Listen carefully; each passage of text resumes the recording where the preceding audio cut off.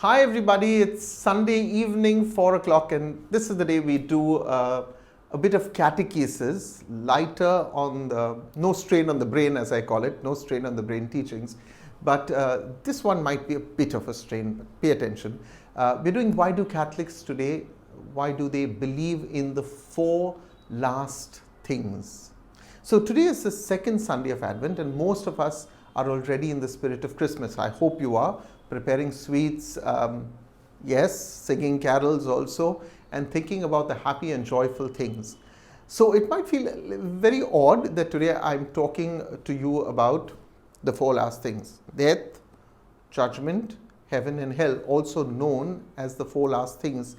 But these were traditional topics of meditation in the season of Advent, and so we need to talk about it rightly in this season given to us. Now, remember last week I told you that Advent is also about preparing ourselves for the second coming of Christ. When we think of Judgment Day, we don't think of jingle bells and sweet songs. We think of destruction and difficulty and the whole world falling apart, and rightly so. We don't know how exactly Judgment Day will be, but we have a pretty good idea that I'll probably be in not such a good place. Now, the four last things are the church's summary of things related to this theme of the end. And those of you who are older probably know these by heart. The first, as I said, is death, and it's quite obvious. All of us are going to die at some point or the other. We don't know when and we don't know how, but we know that we will. Death will be followed by the second last thing, judgment.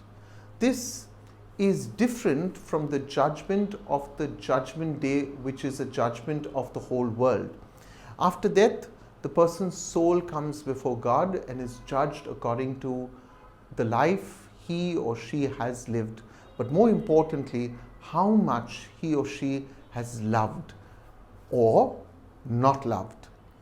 The other two last things are heaven and hell. If the soul is judged to be in loving relationship with God and His people, the soul goes to heaven. In heaven, they are forever united with God in perfect love, in perfect holiness. And if not, the soul is forever banished from God's presence in the state of hell. Now, I'm telling you these things today because in the midst of our busy lives, we rarely take the time to think about these issues, to think about the fact that our lives will come to an end and that we will come before God Himself. Our every action, every thought will then be examined. We will know the meaning of every single moment of our lives, but more than that, we will know whether we have truly belonged to Him or not. Now, this is not a trivial matter. And whether or not we are alive when the Lord returns, we will be judged.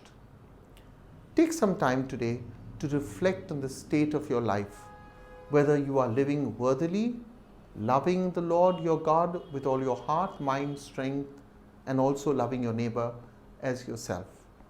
I'll see you again tomorrow at 9 o'clock for our daily Advent reflections. But don't forget to like this video, leave your comments, share this video with your friends, and hey, if you're watching this video for the first time, we have about 2,000 such videos, so subscribe and you'll continue to get them each day.